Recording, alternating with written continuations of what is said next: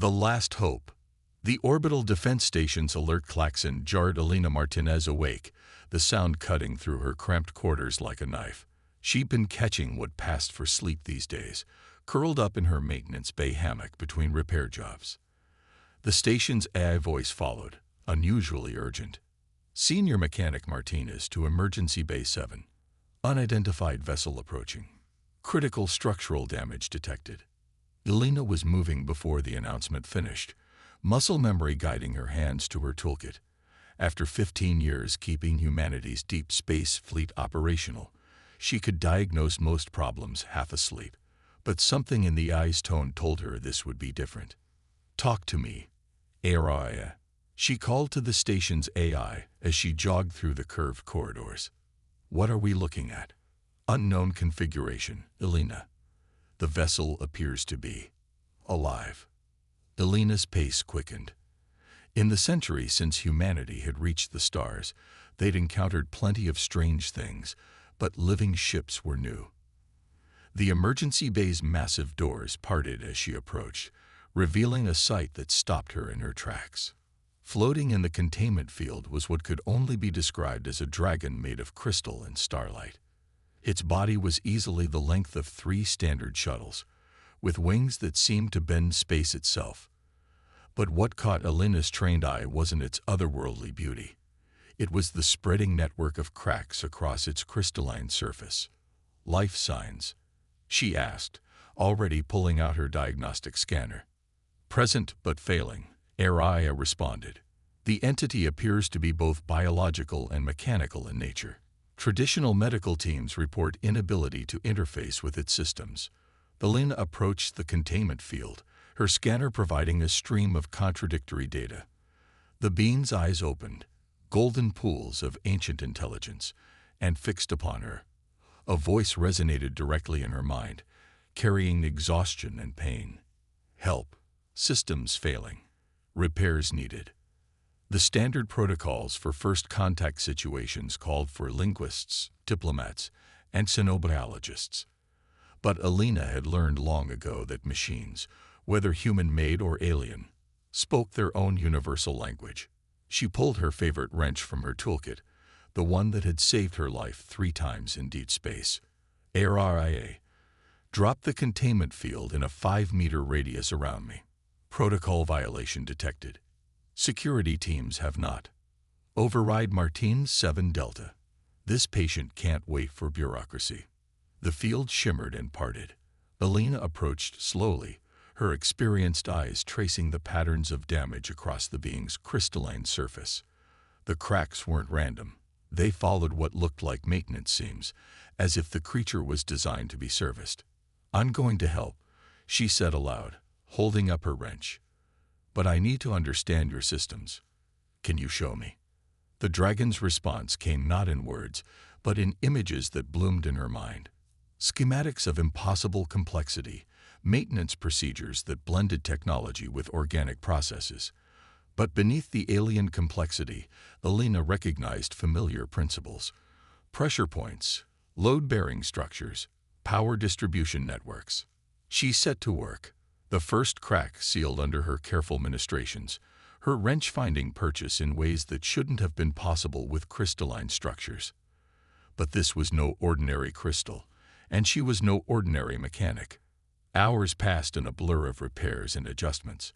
Elena's world narrowed to the task at hand, her movements becoming more confident as she understood more of the being's unique physiology. Finally, she stepped back, wiping sweat from her forehead. "That should stabilize your primary systems," she said. "But I've never seen technology like this." "You're not just a ship, are you?" The dragon's eyes met hers, and this time the voice in her mind was stronger. "I am Sentinel, last of the crystalline architects. And you, Elena Martinez, have proven something I had begun to doubt existed in this galaxy." "And what's that?" "That wisdom can exist in simplicity. That true understanding transcends technological advancement." Sentinel's form shifted, crystals catching the station's lights like 1,000 stars. "But we have little time. Those who hunted me here will soon arrive, and what I carry must not fall into their hands." The station's alert klaxon blared again, and Aria's voice carried a note of genuine concern. Multiple unidentified vessels detected entering the system. Military configuration. Elena looked up at Sentinel, her wrench still warm in her hand. Then I guess we better finish these repairs quickly. Trust in steel. The incoming ships were unlike anything in Earth's database. Curved predatory shapes that seemed to absorb light rather than reflect it. Elena's hands moved faster, guided by both instinct and the repair knowledge Sentinel was sharing directly into her mind. These hunter vessels, Sentinel explained as Elena worked on a particularly complex junction, seek what my kind spent millennia gathering. The combined technological and biological knowledge of 1,000 civilizations, knowledge that could elevate a species to greatness or destroy entire galaxies if misused. Elena paused, her wrench hovering over a crystalline node. And you brought them to Earth. We're barely a spacefaring civilization. Not by choice, but perhaps by destiny. Sentinel's mental voice carried something like amusement. Your approach to my repairs proves what I have long theorized, that technological advancement without wisdom is meaningless. Your species still uses tools that would be considered primitive by galactic standards, yet you understand something that the hunters never will. And what's that? Elena asked, sealing another crack with a precision that came from years of working in zero gravity. That the simplest solution is often the correct one. That understanding the fundamental principles of how things work is more valuable than having the most advanced technology. The station shuddered as the first hunter ship came into range. Elena could feel Sentinel's systems responding, crystalline matrices humming with power she didn't fully understand. But there was something wrong. A dissonance in the harmonics that her years of mechanical experience told her shouldn't be there. You're not fully healed, she said, running her scanner over a section that still showed stress fractures. These repairs need more time. Time we do not have. The hunters will have to wait. Elena pulled a small device from her toolkit, her own invention, a universal adapter she'd developed for interfacing with alien tech during deep space salvage operations. Araya, give me station-wide engineering access, and get me Admiral Chen. The Admiral's hologram appeared, looking concerned. Martinez, what in blazes is going on up there? We're reading multiple hostile. Sir, I need you to trust me. That alien ship you're detecting, it's not our enemy, but those other ships are. And I need about 20 minutes to complete these repairs, or we're all in serious trouble. Chen's expression hardened. Explain. No time, sir. But remember that modification I made to the station's deflector array last month? The one you said was unconventional but approved anyway. A slight smile crossed the Admiral's face. The one that had half the engineering corps calling you crazy. That's the one. Time to see if I'm crazy or brilliant. The Pursuit, Elena's unconventional modification, turned out to be a network of resonance amplifiers she'd installed throughout the station's defensive systems. Originally designed to help clear space debris more efficiently, they now served a different purpose, creating a harmonic field that complemented Sentinel's crystalline structure. The hunter ships opened fire, their energy weapons unlike anything Earth's defenses had encountered. But as the blasts approached the station, they met Elena's modified deflector field, and something remarkable happened. The harmonics, Sentinel observed, genuine surprise in their mental voice. You've matched the fundamental frequency of architect technology. Elena grinned, her hands flying over the station's engineering controls while simultaneously making adjustments to Sentinel's systems. Sometimes the best solutions come from playing with broken machinery in your free time. The real question is, can you sync with it? The crystalline dragon's form began to pulse with light, matching the frequency of Elena's defensive field. The hunter's weapons weren't just being deflected, they were being absorbed, feeding power back into Sentinel's healing systems. Remarkable, Sentinel communicated. In all our centuries of technological advancement, we never considered such an elegant solution. That's because you were thinking like architects, Elena said, making another adjustment. I'm thinking like someone who's had to fix things with limited resources. Sometimes you have to make what you have work instead of waiting for the perfect tool. The lead hunter ship transmitted a message, a harsh, guttural language that the station's translators struggled with. Surrender the archive. Your primitive defenses cannot withstand us. Elena felt Sentinel's response before it was transmitted. You face not just me, but human ingenuity. Perhaps it is you who should surrender. But Elena had stopped listening. Her scanner had picked up something in Sentinel's structural readings, a pattern she recognized from her years of repair work. Your crystal matrix, she said suddenly. It's not just for defense or data storage, is it? It's a resonance cascade system. Sentinel's surprise was palpable. How did you?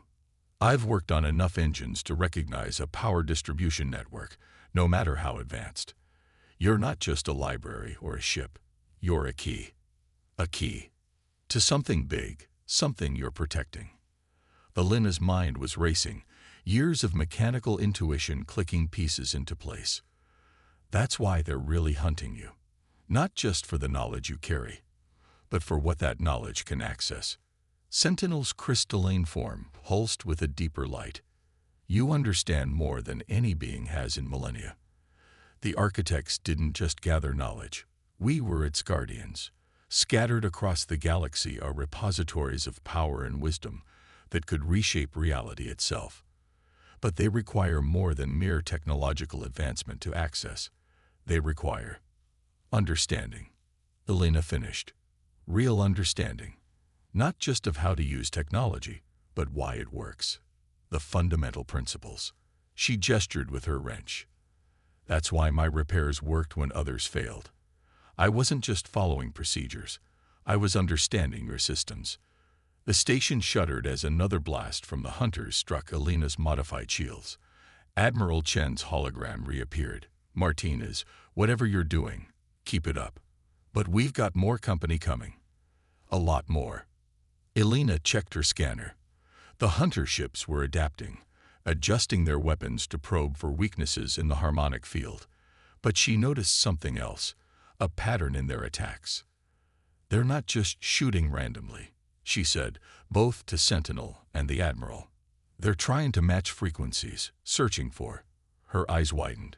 Sentinel, they're trying to force a resonance cascade in your crystal matrix. If they succeed, Sentinel's mental voice was grim. The energy release would not only destroy me, but trigger a chain reaction through your station's modified defenses. Your entire orbital infrastructure would collapse. Elena's mind raced. The hunters were using brute force, trying every frequency combination possible to crack Sentinel's defenses. But she'd learned long ago that sometimes the best way to fix a complex problem was to step back and look at the basics. What if we don't fight the cascade? She said suddenly. What if we control it instead? Breaking point. The concept was simple. In theory, instead of trying to prevent the resonance cascade the hunters were attempting to trigger, they would initiate one themselves, but on their own terms. Elena's years of repair work had taught her that sometimes the most dangerous system failures could be turned into advantages if you understood the underlying principles. It's risky, she explained to Admiral Chen, while her hands flew over the engineering controls. But every system has a natural frequency. If we can match Sentinel's crystal matrix to the station's defensive field at exactly the right moment, you'll create a feedback loop, Chen finished, his military training letting him grasp the tactical implications. But the power requirements will be massive. Elena agreed. But we're not trying to power it ourselves. We're going to use their own attacks against them. Sentinel's mental voice carried both admiration and concern. The precision required. Even my kind never attempted such a thing. Elena managed a grim smile as she continued her modifications. That's because you're all thinking like advanced civilizations. Sometimes you need someone who's used to making repairs with duct tape and determination. The hunter ships were closing in, their formation tightening as they prepared for what they thought would be their final assault. Elena could feel the vibrations through the station's structure intensifying as their weapons charged. Admiral, she said, I need you to order all non-essential personnel to the emergency shelters and give me full control of the station's power grid." Chen's hologram nodded. "Done. And Alina, good luck." As emergency sirens blared throughout the station, Alina turned to Sentinel. "This is going to hurt. A lot. But I need you to trust me completely." "You have proven worthy of more than trust, Alina Martinez. You have proven worthy of the legacy my kind protected for eons." Alina took a deep breath and began the final modifications. Her hands moved with practiced precision, connecting Sentinel systems to the station's power grid through her jury-rigged interface.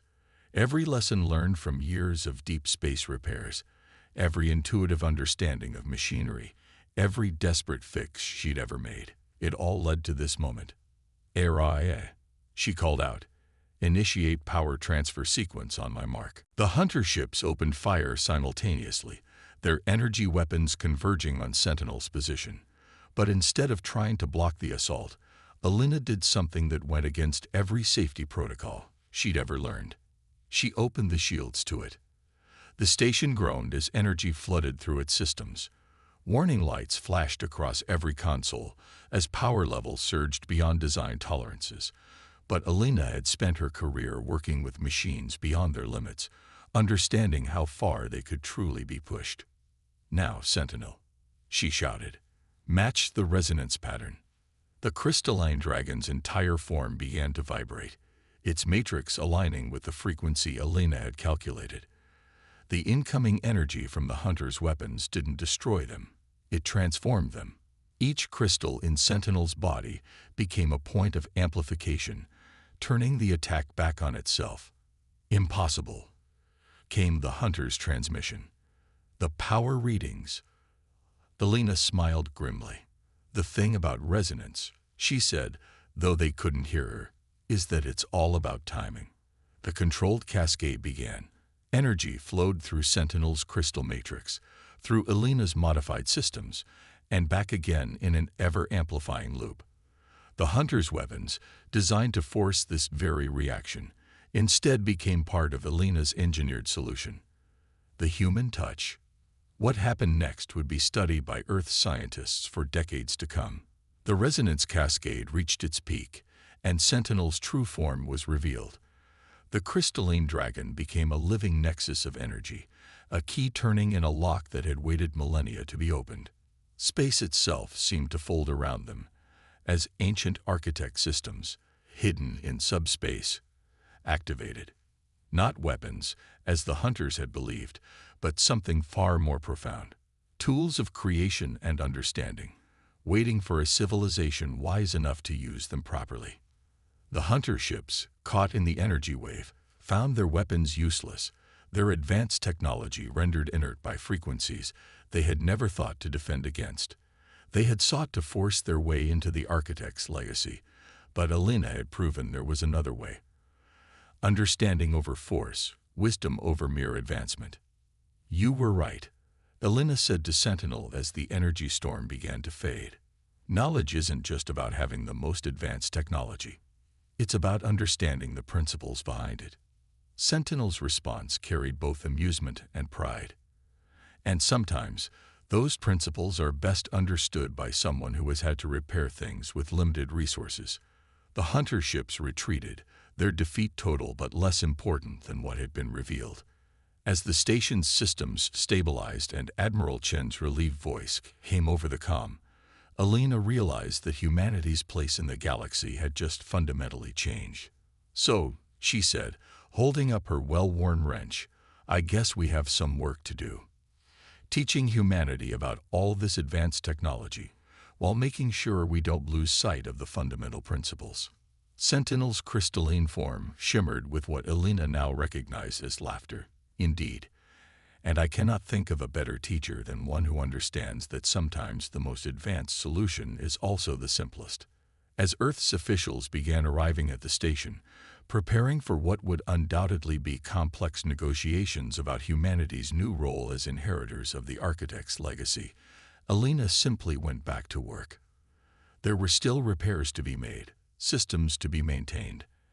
And now, a whole new set of mechanical principles to understand.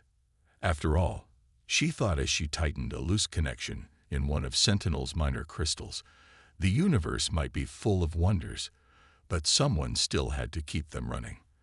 And sometimes, all you really needed was a good wrench and the wisdom to use it properly. The end.